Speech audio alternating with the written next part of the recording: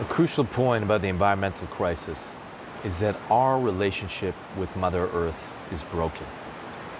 We really need to find ways to reintegrate ourselves in the sacred web of life, the sacred ecology of the natural environment of Earth. I found that one of the most foundational practices of eco-spirituality is creating a daily Earth connection practice, where you yourself as an individual start to relate to the Earth with deep sacred meaning. This to me is one of the most fundamental ways that we can actually solve the environmental crisis. Because as the old wisdom goes, if we really want to make change in the world, we have to start making a change with ourselves. When we start to make this change of regarding Mother Earth as a living presence that we can connect to, even as our teacher of wisdom, as many great mystics and indigenous elders have said, this is truly a revolutionary concept. It's very simple and could create really profound changes in our lives. So before I delve deeper into this Earth connection practice, I just want to quickly review where we've gone so far in this video series. So the first video, I introduced you to the whole terrain of eco-spirituality, the new Earth story. We talked about all these ancient prophecies talking about this time of great awakening that we're living in right now, this time of great shift of ages. And then in the second video, we talked about the idea of mythological consciousness, of the new Earth story as a new form of mythology that we can all co-create in to create this beautiful new collective purpose that could unify humanity like never before. Now, intimately and spiritually connecting to Mother Earth may sound a little hippy-dippy, but if you've actually worked with any eco-spiritual, shamanic, indigenous peoples, you know that this is actually a very real and pragmatic way that they live their lives. And when we start to acknowledge that there is this restoration of a sense of the goddess in our spirituality, the divine feminine, and we start to see that Mother Earth is actually one of the great embodiments, one of the great entities that embodies that, this can have really profound changes on our life. So I was really blessed to have different shamans and indigenous elders as teachers, and I've also been on a reclamation project, reclaiming my own European indigenousness. Yes, looking at the Celts, the Druids. When you really start to delve into the ancient past, you realize that we all at some point were indigenous people. We're all living in connection with the Earth, and a lot of us lost touch with that. So it's truly about restoring this sacred relationship with the Earth so that we can all sort of unify together around this beautiful experience. I also had an amazing blessed experience to do a 3-day vision quest with an indigenous elder in Canada, 3 days without food and water, where I had to really sit on the land and connect to Mother Earth as my teacher. And wow, that was probably one of the most life-changing experiences of my life. Because when you open yourself up to really communicate and to receive from nature, from Mother Earth, I am telling you, something magical starts to happen. And you don't have to be very advanced. This can be pretty much any human being. Children do this all the time, in fact. So the practice can be as simple as just finding a natural setting.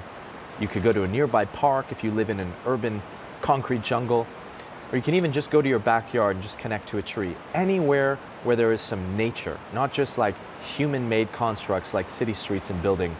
You want to go somewhere where there is a connection to nature. If you have the opportunity to live near a forest or be in the wild, highly recommend going into that, because that is a really profound experience. And you don't have to make it into a very detailed ritual, but if you really want to get into it, you can burn some smudge, you can bring crystals, you could bring some musical instruments to play.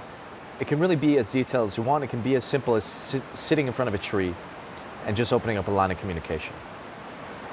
And what's also really beautiful about this is this practice helps to really nullify one of the great ills of modern culture, and that is human egotism, what I call the human supremacy complex. We're so self-absorbed, and we need to start melting that ego by realizing that we're actually connected to the plants, the trees, the animals. We're a part of this great web of life. And one of the great ways to melt and diminish our ego, and also find the resource of that wisdom, is to really connect to nature. So give it a try. Be humble, go easy, make it simple. Just go to somewhere with the earth, sit in front of a tree, and all you have to do is you have to sit down and enter into a meditative state. So find your breath, start to breathe nice and deep into your belly and close your eyes. And really start by connecting to yourself. Really, really connect to yourself. And if you're sitting in front of a tree, for example, which is a really great basic way to do it, first off, you want to acknowledge this tree is alive. So from your meditative awareness, you can imagine extending maybe light from your heart into the tree and give that tree a hello, a salutation. You can even bow in prayer to the tree and really acknowledge it as a living being. And you can even speak your name internally. If you have a spirit name, even better. You can really start to open up this conduit. And then ask the tree if you can have permission to really be in contact and really merge your consciousness with theirs, just out of love, just out of curiosity even. And then sit and allow your consciousness to move into the tree and just rest there and just be open to the experience. And I'm sure something incredibly mystical will happen. Like Bob Marley says, there's a natural mystic flowing through the air. And if you keep doing this on a daily basis, it's just going to deepen this practice more and more.